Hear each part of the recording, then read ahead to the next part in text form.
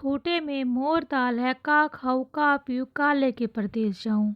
एक चिड़िया थी जो रोज दाना चुगने के लिए अपने बच्चों को घोंसले में छोड़कर दूर जंगलों के पार बस्तियों में जाया करती थी। एक दिन किसी घूरे पर उसने एक चने का दाना पाया। वह उसे लेकर चक्की में दरने के लिए गई। दाल दरते दरते एक दाल खूंटे में फंसी रह गई। एक ही दाल बाहर निकली। चिड़िया ने उसे निकालने की अपनी ओर से बहुत कोशिश की, लेकिन वह सफल नहीं हो सकी। चिड़िया बढ़ई के पास गई और उससे खूंटे में फंसी दाल बाहर निकालने को कहा। बढ़ई कुछ और काम कर रहा था, इसीलिए उसे ध्यान नहीं दिया। चिड़िया ने उससे बहुत मिन्नत की। उसने कहा, बढ़ई बढ़ई खूंटा चीरो, खूंटे में मोर दाल है, का खाऊं का पीऊं का लेके परदेस जाऊं। बढ़ई ने उसकी एक न सुनी और उसे दुत्कार कर भगा दिया। फिर वह राजा के पास गई। चिड़िया ने राजा से गुहार लगाई, राजा, ऐसे बढ़ई को दंड दो जो मुझ जरूरतमंद की बात नहीं सुनता। राजा राजा बढ़ई दंडो, बढ़ई न खूंटा चीरे, खूंटे में मोर दाल है, का खाऊं का पीऊं का लेके परदेस जाऊं। राजा के पास कहाँ इतनी फुर्सत थी कि नन्ही चिड़िया की बात सब काम छोड़कर सुनता।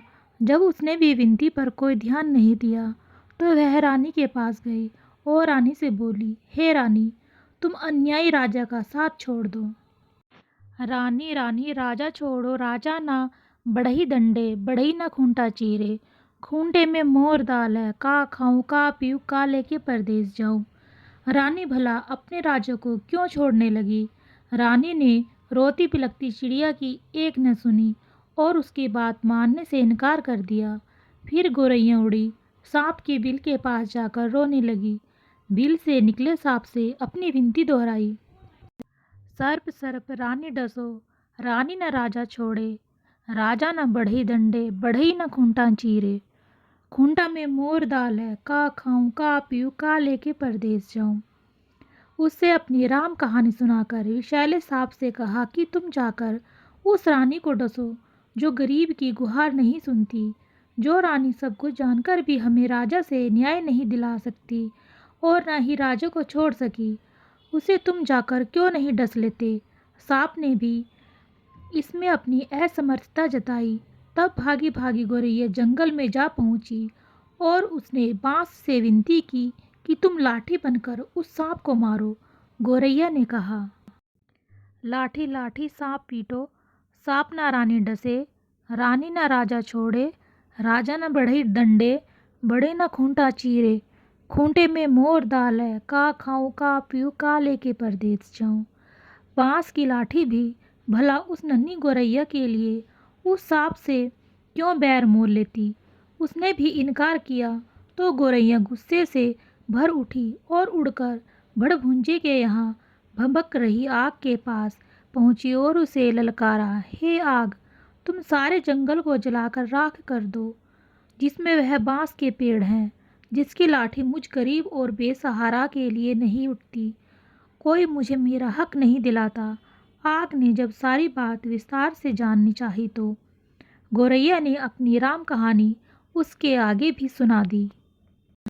लाठी न विस्तर मारे, विस्तर न रानी डसे, रानी न राजा छोड़े, राजा न बढ़ई दंडे, बढ़ई न खूंटा चीरे, खूंटे में मोर दाल है, का खाऊं का पीऊं का लेके परदेस जाऊं। फिर आग ने जब इतनी छोटी सी बात के लिए जब गोरैया की बात मानकर पूरे जंगल को जलाना ठीक नहीं समझा और जंगल को जलाने से इनकार कर दिया तो गोरैया बहुत दुखी हुई, लेकिन निराश नहीं।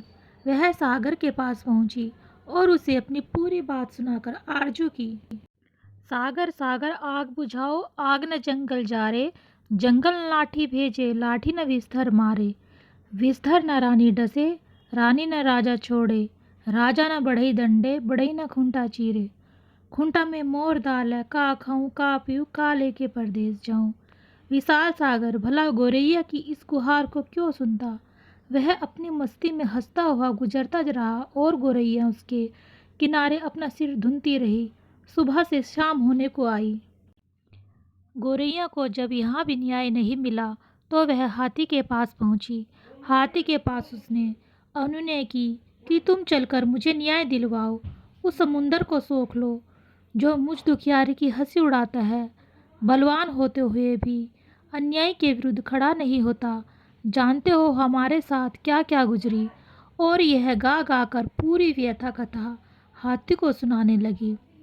सागर न आग बुझावे, आग न जंगल जारे, जंगल न लाठी भेजे, लाठी न विस्तर मारे, विस्तर न रानी डसे, रानी न राजा छोड़े, राजा न बढ़ई दंडे, बढ़ई न खूंटा चीरे, खूंटा में मोर दाल है, का खाऊं का पीऊं का लेके परदेस जाऊं। हाथी भी गोरैया की बात सुनकर टस से मस नहीं हुआ। उसने भी उसका साथ नहीं दिया और उसकी मस्ती को हवा में उड़ाता हुआ अपने लंबे लंबे सूप जैसे कान हिलाते मस्ती में आगे निकल गया। अब नन्ही गोरैया का धीरज टूटने लगा। वह थक कर चूर हो गई थी।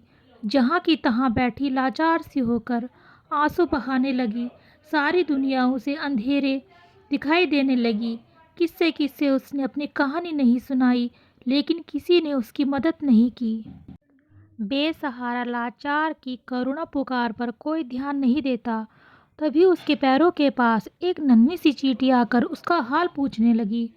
उसने देखा नन्ही नन्ही चींटियों की एक लंबी कतार एक के पीछे एक बहुत ही अनुशासित ढंग से चली आ रही थी। उसने ध्यान से देखा उनका अद्भुत संगठन और अथक परिश्रम। वे बड़ी फुर्ती, तत्परता और सुनियोजित ढंग से अपना काम मिलजुल कर किए जा रही थी। चींटियों ने आकर उसे घेर लिया और गोरैया से पूरा वृतांत सुना। सुनकर सहानुभूति के साथ बोली, बहन, इस दुनिया में रोने गिड़गिड़ाने से काम नहीं चलता और नहीं बैठकर आंसू बहाने से कुछ होता है। हिम्मत हार कर बैठना तो कायरता है। चलो हमारे साथ, हम न्याय दिलाएंगी, कोई रास्ता निकालेंगी। चलते चलते चिड़िया यह सोचती रही कि भला यह नन्ही नन्ही चिड़िया मेरी क्या मदद करेंगी, जबकि बड़ों बड़ों ने मुझसे मुंह मोड़ लिया और मेरे किसी काम न आए।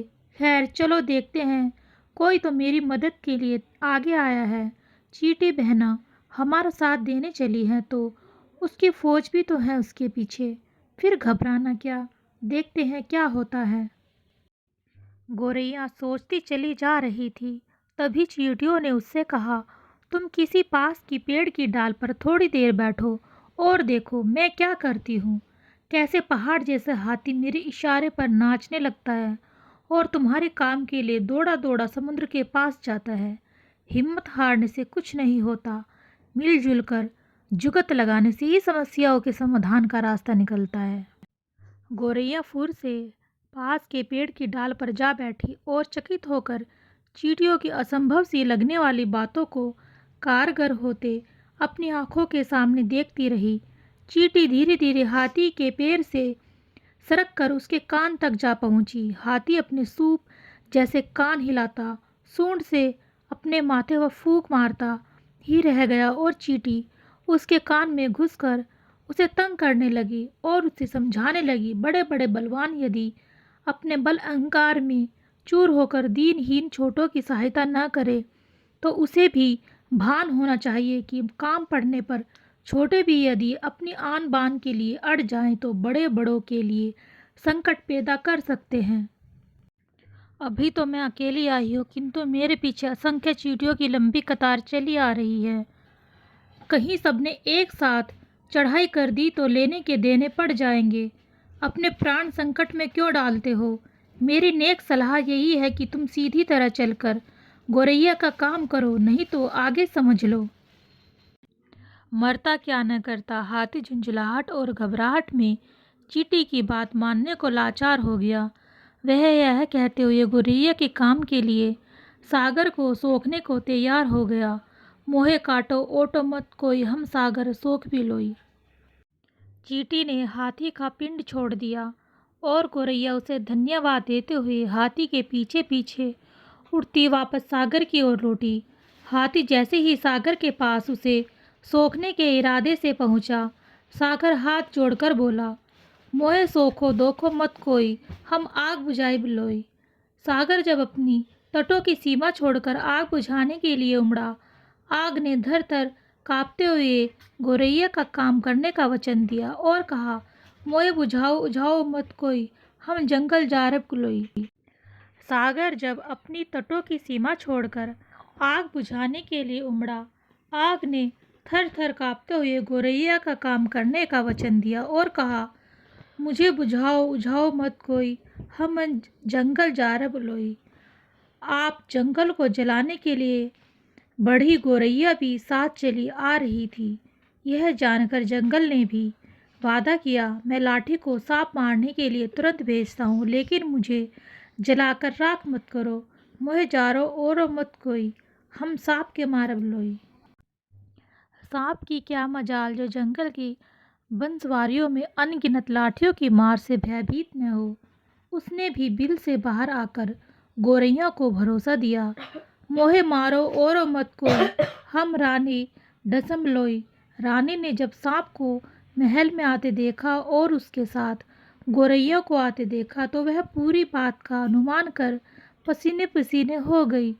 उसने हाथ जोड़कर विनती की, मोहे डसो ओसो मत कोई, हम राजा त्यागब लोई।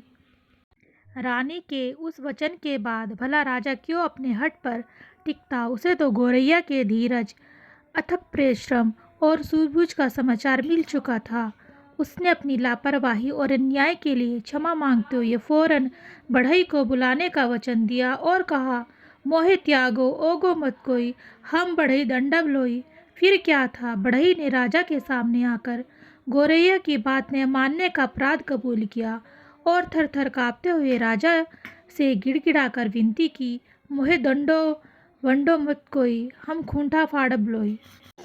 गोरैया को और क्या चाहिए। गोरैया बढ़ई के साथ उस चक्की के खूंटे के पास पहुंची जिसमें चने की दाल फंसी हुई थी। बढ़ई ने खूंटे से दाल निकाल कर दी और गोरैया उसे अपनी चोंच में लेकर अपने घोंसले में पहुंची, जहां उसके नन्हे नन्हे बच्चे जब से वह गई थी उसकी राह में आंखें बिछाए भूखे प्यासे बैठे थे। बच्चों ने चहचहा कर उसका स्वागत किया और वह अपनी चोंच से चने का दाना अपने बच्चों को खिलाने लगी और गुनगुनाकर पूरी कहानी सुनाने लगी, कैसे उसने हिम्मत से काम किया, बड़े बड़ों को उसकी बात मानकर उसकी मदद की, लेकिन जब वह केवल रो गिड़गिड़ा रही थी तो किसी ने उसकी बातों पर ध्यान नहीं दिया। मदद के लिए आगे आई तो वे चींटियां जिनकी संगठित सेना के सामने हाथी भी लाचार हो गया। सच ही कहा गया है, सब उसी की मदद करते हैं जो स्वयं अपनी मदद करना जानता है।